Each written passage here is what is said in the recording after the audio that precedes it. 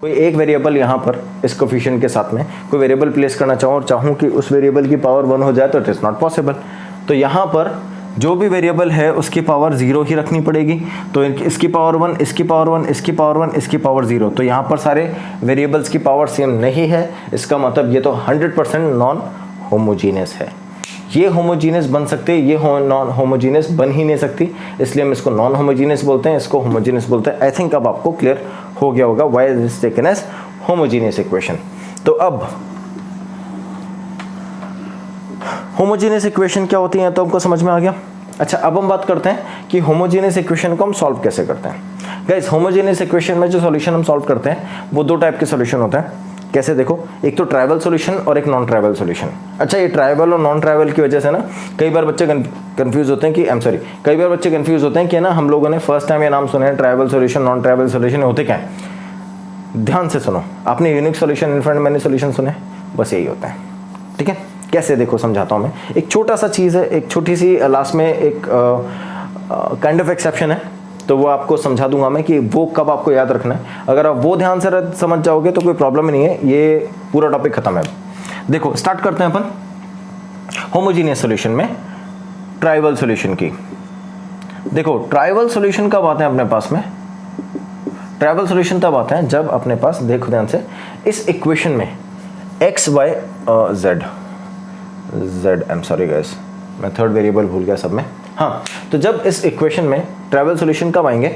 जब x Y और Z की कोई इंडिविजुअल ऐसी वैल्यू होगी, ध्यान से सुनना, कोई इंडिविजुअल ऐसी वैल्यू होगी जो इन तीनों इक्वेशन को सेटिस्फाई करेगी।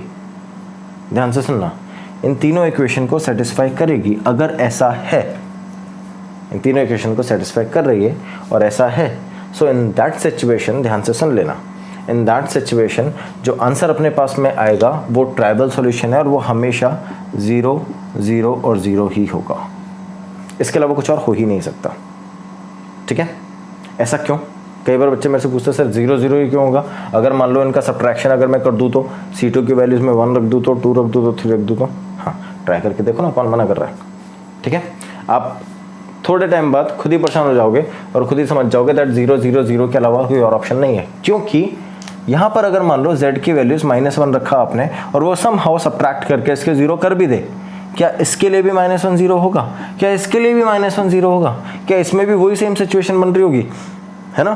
तो दैट मीन्स अगर -1 रखने से तीनों इक्वेशन सेम 0 हो रही हैं और तीनों में सेम सब्ट्रैक्शन करके आंसर आ रहा है, सो दैट मीन्स वो सेम काइंड ऑफ इक्वेशन ही तो है। अगर वो सेम है तो फिर इनफाइनाइट मैनी सॉल्यूशन हो गया ना। तो अगर इक्वेशन सेम है तो रेशियो सेम हो गए ना, और रेशियो सेम हो गए तो इनफाइनाइट मैनी सॉल्यूशन है ना। फिर ये तो यूनिक सॉल्यूशन थोड़ी है। तो यूनिक सॉल्यूशन सिर्फ एक ही केस में हो सकता है, जब ये 0, 0, 0 बनेगा। अभी तक आपको समझ में नहीं आ रहा होगा क्योंकि मैंने एग्जांपल नहीं लिया ना, तो जब मैं इसका एग्जांपल लूँगा तब आपको अच्छे से समझ में आएगा। उससे पहले मैं एक बार टॉपिक खत्म कर लेता हूँ, है ना। अगर यही इनफाइनाइट सॉल्यूशन बना रहा है, इनफाइनाइट सॉल्यूशन बना रहा है, तो इसका मतलब it is non trivial solution. इसका मतलब क्या है नॉन ट्राइवल सॉल्यूशन का? नॉन ट्राइवल सॉल्यूशन का मतलब कि इसमें 0, 0, 0 तो है, इसके साथ साथ 0, 0 के अलावा भी और बहुत सारे सॉल्यूशंस मिलेंगे।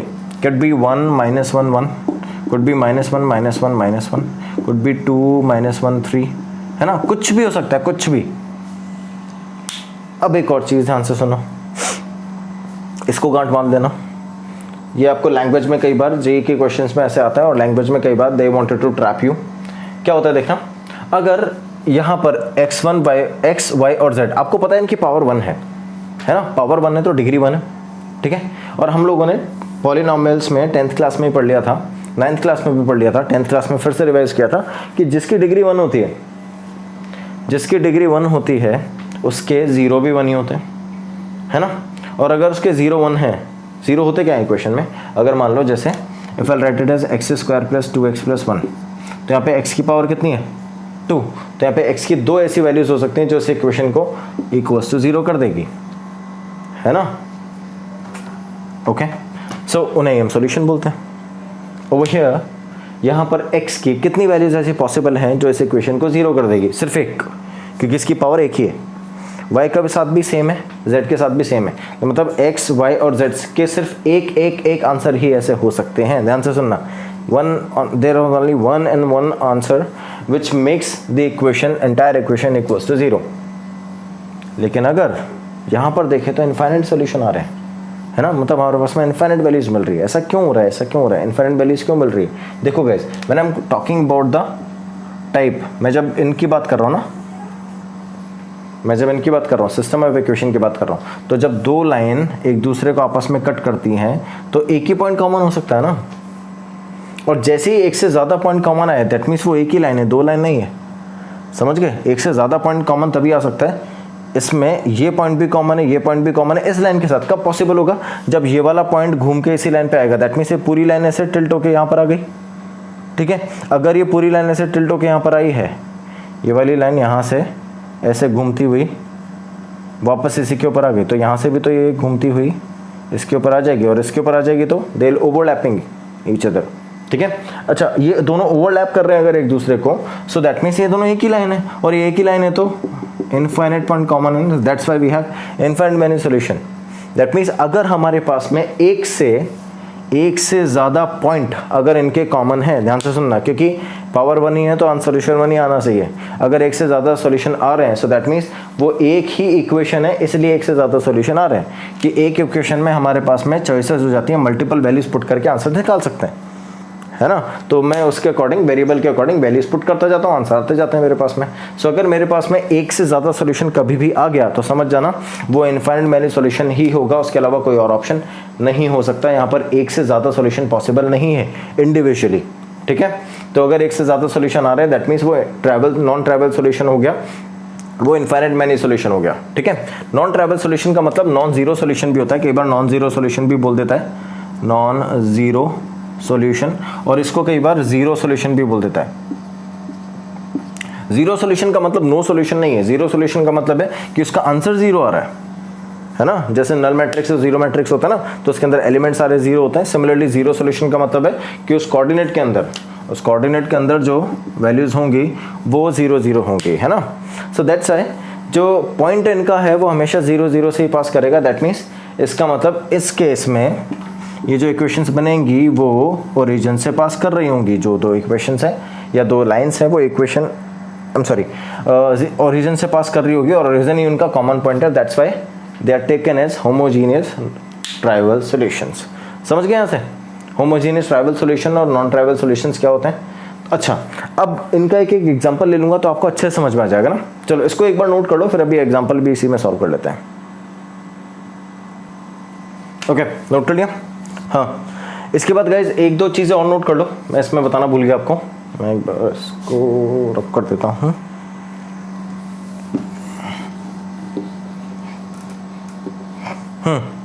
अगर आप ध्यान से देखो तो ये जो अपने पास यूनिक सॉल्यूशन है, ये एक ही सॉल्यूशन है, यूनिक सॉल्यूशन। और यूनिक सॉल्यूशन का केस कब होता है? When determinant is not equal to zero, right. तो ये जो अपने पास में कोफिशिएंट डिटरमिनेंट आएगा वो नॉट इक्वल टू जीरो होगा इवन इन होमोजीनियस केस, क्योंकि ये जो इक्वेशन है सिस्टम ऑफ इक्वेशन को तो सेटिस्फाई करेगा ना, whether it is a homogeneous equation. System of equation का जो मेथड है उसको तो सेटिस्फाई करेगा ही ना। लेकिन if it is non trivial solution, this is the case when it is trivial solution, right. If it is non trivial solution, कई बार आपसे पूछ भी लेता है कि यहाँ पर कोई वेरिएबल दे दिया। अभी अपन एक क्वेश्चन सॉल्व कर लेंगे, जेईई एडवांस का क्वेश्चन है कि यहाँ पर एक वेरिएबल दे दिया या फिर कोई आर्बिट्ररी कांस्टेंट दे दिया, लैम्डा के कुछ भी, आपको बोलेगा इसकी वैल्यूज फाइंड करो when the solution are trivial, या ऐसी कौन सी वैल्यूज है जिस पे ट्राइवल सॉल्यूशन नहीं हो सकता, है ना, ऐसा भी पूछ लेता है। चलो, तो नॉन ट्राइवल सॉल्यूशन के लिए क्या करना है आपको? देखो, नॉन ट्राइवल सॉल्यूशन कब है? जब इनफाइनाइट मैनी सॉल्यूशन है ना। नॉन ट्राइवल सॉल्यूशन का मतलब है नॉन जीरो सॉल्यूशन, मतलब जीरो के अलावा भी सॉल्यूशन होंगे उसके पास में, है ना। होमोजीनियस है तो जीरो तो उसकी प्रॉपर्टी है, जीरो तो आने ही आने हैं। जीरो के अलावा भी सॉल्यूशन आ रहे हैं नॉन ट्राइवल का मतलब, तो जीरो के अलावा भी अगर सॉल्यूशन अपने पास में अवेलेबल है तो that is infinite many solution. Infinite की कंडीशन क्या थी? डेल्टा भी जीरो है और डेल्टा वी भी जीरो है ना। सो दैट मीन्स डेल्टा और डेल्टा वी दोनों की वैल्यूज अगर जीरो आएगी तो ही इनफाइनाइट मैनी सॉल्यूशन या नॉन ट्राइवल सॉल्यूशन हो सकते हैं in case of homogeneous equation. तो अगर आपको कोई होमोजीनियस इक्वेशन देता है जिसमें लास्ट में जीरो जीरो, कई बार बच्चे इसमें भी कंफ्यूज हो जाते हैं। इक्वेशन ऐसी दे दी 2x plus 3y plus 4z minus 7 is equal to 0। बच्चे होमोजेनियस इक्वेशन नहीं बेटा, -7 है ना इधर, will shift it there right, so is equal to 7, it's not homogeneous equation. Clear है, इसका ध्यान रखना है ऐसी चीज़ों का। कई बार जल्दबाजी में हम लोग ध्यान नहीं देते हैं, इक्वल टू 0 देख के क्वेश्चन को इक्वेशन को होमोजेनियस समझ के सॉल्व कर देते हैं, है ना, और नॉन ट्रैवल सोल्यूशन पर टिक करके आ जाता है। चलो अब आते हैं अपन इधर नॉन ट्रैवल सोल्यूशन का। ठीक है, बता दिया ना मैंने, हाँ, delta is equal to 0, delta b is equal to 0। अब ये दो चीज़ें और थी, इनको भी नोट कर लो, इक्वेशन सॉल्व कर लेते हैं अब। Okay, so guys it is x plus y minus k z is equal to 0 and 3x minus y minus 2z is equals to 0 and x minus y minus 2z is equals to 0. We need to find out the value of k where the equation for the condition where the equation has non-trivial solution j advance. चलो solve करो, दिमाग लगाओ, कैसे solve करोगे।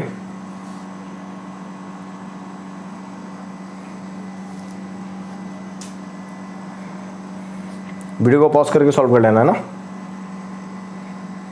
चलो come back. देखो इस question में आपको दे रखा है that it has non travel solution. तो नॉन ट्रैवल सॉल्यूशन का मतलब क्या है? नॉन ट्रैवल का सॉल्यूशन का मतलब इनफाइनाइट मैनी सॉल्यूशन। इसका मतलब डेल्टा भी 0 होगा और डेल्टा वी भी 0 होगा। तो सबसे पहले अपन रखते हैं delta 0, okay, which makes 1 3 1 1 minus 1 minus 1 minus 1 minus के माइनस 2 माइनस 2 इक्वल्स टू 0। ठीक है, के की वैल्यू तो यहीं से निकल जाएगी, कुछ करना ही नहीं है फिर तो। चलो निकालते हैं। मैं 1 1, वैसे तो मैं C1 माइनस C2 क्योंकि आप देख रहे हो ना यहाँ पर 1 1 आ गया है, और जब अपने पास ऐसा आ जाता तो अपन छोड़ते नहीं है ना इसको। चलो कोई बात नहीं, let's sort it out. In the mean by 1 के लॉन्ग सॉल्व करता हूँ तो ये बचा अपने पास में -2 -2 1 2 2 1 2 -1 माइनस पॉजिटिव हो जाएगा और -2 and minus it was -1 I guess, no positive. ठीक है, तो -1 हो गया है। देखो इसको समझ में आ गया ना क्या किया मैंने? -2 को -1 से मल्टीप्लाई किया 2 आ गया, -1 को -2 से मल्टीप्लाई किया 2 आ गया, और ये प्लस माइनस की वजह से माइनस हो गया। चलो आगे चलते हैं। -1 के लिए इस 1 के लिए सॉल्व करना है तो 1 और ये 3 2 6 -6 1 + 2 -2 होने वाला था एंड माइनस के it gives -3 and +1 equals to 0. Now we have 0 here, -6 -4 multiplied by 1 +4 -k -2 equals to 0. अब मैं इस पूरे को उधर ले जाता हूँ तो 4 इक्वल्स टू के मल्टीप्लाई बाय -2 डिवाइड कर देता हूँ। 4 अपॉन -2 इज इक्वल्स टू के। इतना तो कर ही सकते हो, के इज इक्वल्स टू -2 आंसर। ठीक है, जिसका ये आया बहुत अच्छी बात है, जिसका नहीं आया देख लो ऐसे आता है। So class let's talk about the last chapter, I am sorry last topic, that is differentiation and integration of determinants. Differentiation and integration of determinant, what it says कि अगर मान लो आपके पास में एक डिटरमिनेंट है तो उसका डिफरेंशिएशन या इंटीग्रेशन आप कैसे करोगे। एक ही मेथड, ध्यान से सुनना। अगर आपके पास कोई डिटरमिनेंट है, उसमें कोई फंक्शन है ऐसे जिनका डिटरमिनेंट हो सकता है, आई एम सॉरी डिफरेंशिएशन या इंटीग्रेशन हो सकता है। जैसे हमने बहुत सारे देखे हैं जिनके अंदर sin x है ना, cos x ऐसा है, तो इनका डिफरेंशिएशन पॉसिबल है ना। और यहाँ पर अगर मान लो x है, x² है और 1 है ऐसा है, तो डिटरमिनेंट पॉसिबल है, आई एम सॉरी डिफरेंशिएशन पॉसिबल है। अगर ऐसा है सो अपन इसका डिफरेंशिएशन या इंटीग्रेशन सॉल्व कैसे करेंगे, उसके लिए एक बहुत सिंपल सा रूल है जो अपन उसमें लगाते हैं ना, प्रोडक्ट रूल। प्रोडक्ट रूल क्या है? प्रोडक्ट रूल है कि अगर आपके पास में u डॉट v है तो पहले आप u का डिफरेंशिएशन करोगे, फिर v का डिफरेंशिएशन करोगे और दोनों के बीच में प्लस लगा दोगे। सिमिलरली तो आपको क्या करना है, कोई भी एक रो है R1, दूसरी रो है R2, तीसरी रो है R3, तो आप सबसे पहले क्या करोगे, सबसे पहले आप डिफरेंशिएशन करोगे R1 का, R2 एज इट इज़ है, R3 एज इट इज़ है ना, फिर प्लस उसके बाद आप R1 को छोड़ दोगे एज इट इज़, फिर डिफरेंशिएशन करोगे R2 का और R3 एज इट इज़ है, ठीक है, और लास्ट में आप डिफरेंशिएशन करोगे R3 का, ठीक है, और इन तीनों का जो सम आएगा वो डिफरेंशिएशन होगा ऑफ एंटायर डिटर्मिनेंट, ठीक है। ओके, इसको मैं डिटर्मिनेंट डैश से रिप्रेजेंट कर देता हूँ और इसको डिटर्मिनेंट से। समझ गए? इंटीग्रेशन में भी सेम है। अगर ये इंटीग्रेशन होता, इंटीग्रेशन ऑफ दिस डिटर्मिनेंट, तो पहले इसका होता इंटीग्रेशन, फिर इसका होता और फिर इसका होता, ठीक है। एग्जैक्टली सेम हम कॉलम में भी कर सकते हैं। जैसे मान लो मैं एक डिटर्मिनेंट लेता हूँ, इसका C1 कॉलम है, ये C2 है और ये C3 है। तो अगर ये डिटर्मिनेंट डिफरेंशिएशन करेंगे तो पहले C1 का होगा differentiation, C2 C3 as it is है, उसके बाद फिर C1 as it is, differentiation of C2 C3 as it is, plus C1 C2 as it is, differentiation of C3, ठीक है। सेम ऐसा ही किसके अंदर होगा? I am sorry, this was differentiation. Okay, same ऐसा इंटीग्रेशन के अंदर होगा। अगर इंटीग्रेशन होता तो इंटीग्रेशन के अंदर पहले इसका इंटीग्रेशन, फिर इसका इंटीग्रेशन, फिर इसका इंटीग्रेशन। क्लियर है? That's how we can sort out any sort of differentiation और इंटीग्रेशन ऑफ अ डिटर्मिनेंट, ठीक है। बहुत सिंपल सा है, कोई प्रॉब्लम नहीं है। चलो इसका भी एक क्वेश्चन कर लेते हैं, इसको नोट कर लो एक बार जल्दी से गाइस। मैं सामने सट जाता हूँ। ओके, तो इसके एग्जांपल के लिए मैं एक सिंपल सा क्वेश्चन लेता हूँ गाइस, क्योंकि अपने को जस्ट कंसेप्ट समझना है। ओके, देखो ध्यान से, ये x है, ये sin x है, यहाँ पर tan x लिख लेता हूँ, ये a है, ये b है, ये c है, ये l है, ये m है, ये n है, ठीक है। Those are arbitrary constants. Differentiation solve करते हैं। ये डेल्टा ले लिया मैंने, इसका डिफरेंशिएशन सॉल्व करूँगा तो मुझे डिफरेंशिएशन सॉल्व करना है with respect to with respect to x variable. तो कैसे सॉल्व करेंगे? देखो, सबसे पहले फर्स्ट वाली रो का, तो x का हो जाएगा 1, sin x का हो जाएगा cos x and tan x का हो जाएगा sec स्क्वायर x, ठीक है।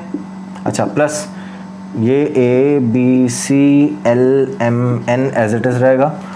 नेक्स्ट आते हैं सेकेंड वाले पे, x sin x and tan x as it is है, क्योंकि we are talking about second row this time ना।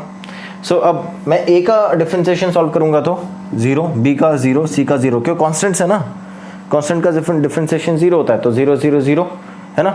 सेम ऐसे अगर मैं नेक्स्ट वाली रो के लिए सॉल्व करूंगा तो 0 0 0, और अगर किसी डिटर्मिनेंट में कोई भी एक रो पूरी 0 हो जाती है तो डिटर्मिनेंट 0 प्लस 0, तो आंसर क्या आ गया? ये ध्यान रखना, ठीक है। किसी भी अगर डिटर्मिनेंट के अंदर बाकी दो रोज में सिर्फ कोफिशिएंट्स ही हैं तो उस रो का जो डिटर्मिनेंट होगा वो किसी एक रो का डिफरेंशिएशन ही होगा। I am sorry, differentiation of that determinant is the differentiation of that row which contains the variable only, ठीक है। इसको नोट करना चाहो तो नोट कर लो, it's very easy. That's it guys, we are done with the chapter. So worksheet में already भेज चुका आपको, just try to sort out that worksheet. If you face any problem just let me know, okay. Thank you so much.